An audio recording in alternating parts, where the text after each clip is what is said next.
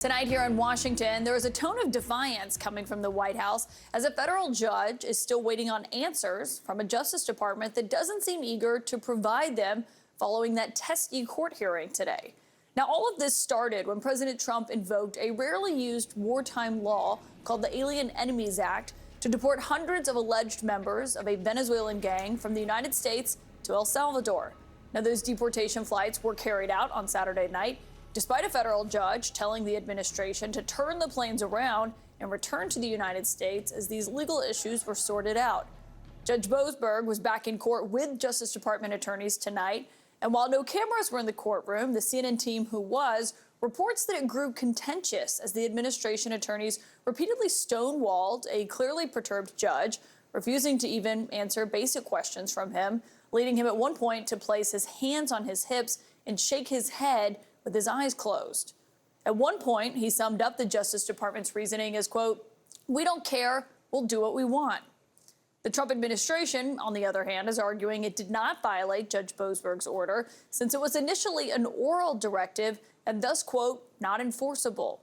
In plain English, they're saying that he said it out loud, but he has to write it down before it's real.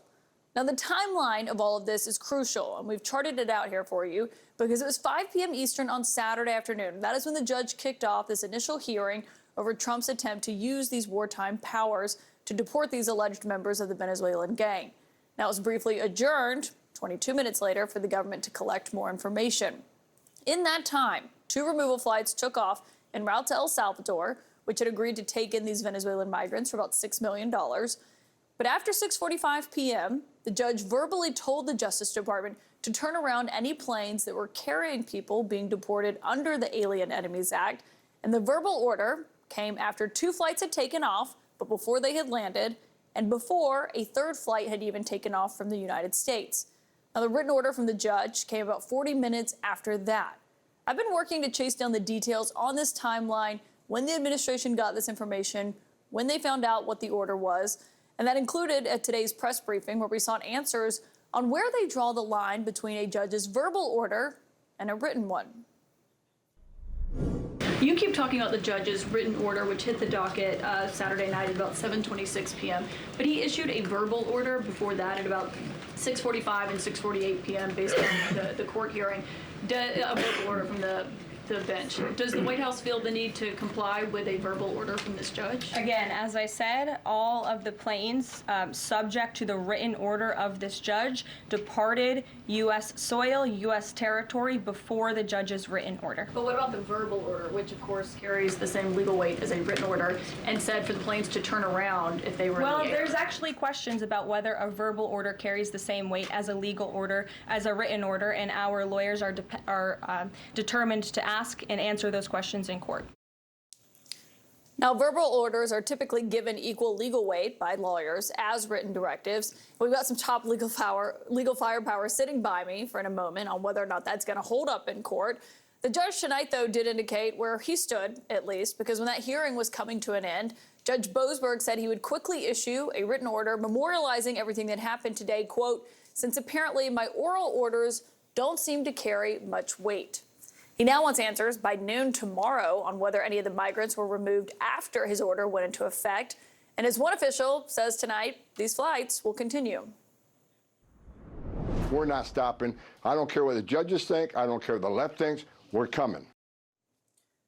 My lead source tonight is a former federal district court judge appointed by a Republican president. Judge John E. Jones III is here with me. And Judge Jones, it's great to have you because you've issued verbal orders from the bench. Did you ever think that your words did not count until they were written down?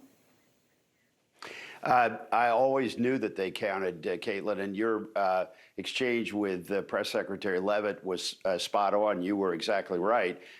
You know, from a practical standpoint, what should have happened is that as soon as Judge Boasberg said that, I'm sure you had a squadron of attorneys from the Department of Justice.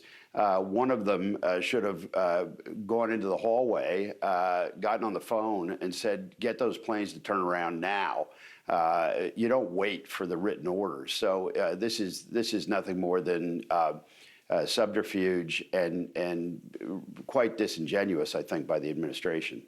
Well, and what the judge was asking today is, When do you believe my order went into effect, and when did these planes take off, and when did they land? But there weren't a lot of answers in court today. They were saying that, for national security reasons, they could not answer these questions. If you're the judge in that case, what do you do if you're being stonewalled by the DOJ?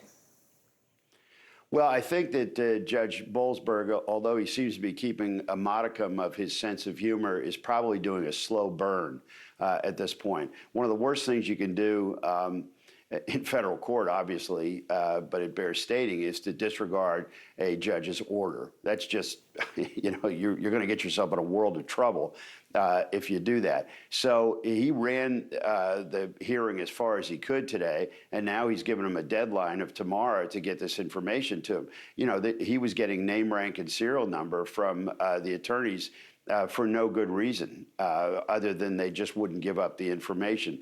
As you characterized it earlier, this is a showdown. This is, akin to interbranch March Madness, if you will, where there will probably be sanctions against, I think, the government lawyers if they don't deliver this information. Yeah, so what does happen tomorrow if they still don't turn over this info? I mean, they're arguing that they were in the right, but they keep putting that emphasis on written order here. They're not giving those questions. I mean, what happens if at noon tomorrow they don't provide the judge with these answers? Well, they're talking out of both sides of their mouth. I want to point that out, Caitlin, because I just heard Mr. Homan say, we don't care what the judges say. On the one hand, they say, well, we didn't violate the court order. On the other hand, they say, well, we don't care what the court order is. We're going to go ahead and do it anyway. I think that's entirely chilling. Now, what he could do tomorrow is he can say, look, I'm going to hold you in contempt, and you can purge or relieve yourself of that contempt by delivering this information, but I'm going to give you a little extra time to come up with it. He can go so far as to jail individuals if they don't give over the information. I mean, if it's truly classified information, that would be eyes only to the judge, who I remind you was a FISA court judge. This is a highly qualified judge with a tremendous reputation.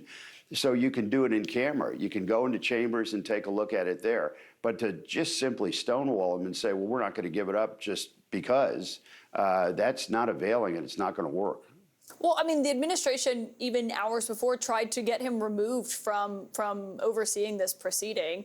That obviously didn't happen because it still went forward. They tried to get the hearing today canceled.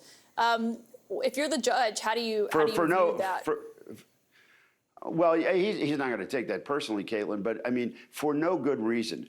You get a judge knocked off a case because they have a conflict, something like that. This is, as I understand it, they said, well, we just don't like the way he's handling the case, the way he set up the process. He went in on a Saturday, called his staff in, assembled that hearing as fast as he could on an emergent basis. The government knew that at issue we had whether or not those flights could actually take off. And he knew in the middle of that hearing that he had a real problem. He's got a 225-year-old statute that's never been used for this purpose before. You stand down and you wait. They're in custody, no matter how dangerous they may be. They're not going to leave custody, and there's no harm in preserving the status quo. I think there's an element of kind of performative nature here in what was done to kind of show up and show everybody what they can do. But you're writing due process out of the equation. In our system of justice, individuals have rights, no matter what they're accused of doing. We don't deport people based on classifications. And this is a broad brush classification of these individuals where you strip them of any due process rights whatsoever. It flies in the face of the rule of law. Yeah, and I think you make an important point there about them already being detained, because he noted that on Saturday, saying these people weren't a danger to the American public because they were already detained by the federal government. They weren't going to be released. We'll see how this plays out tomorrow. Judge Jones, as always, it's great to have your expertise. Great to be on, Caitlin. Thank you.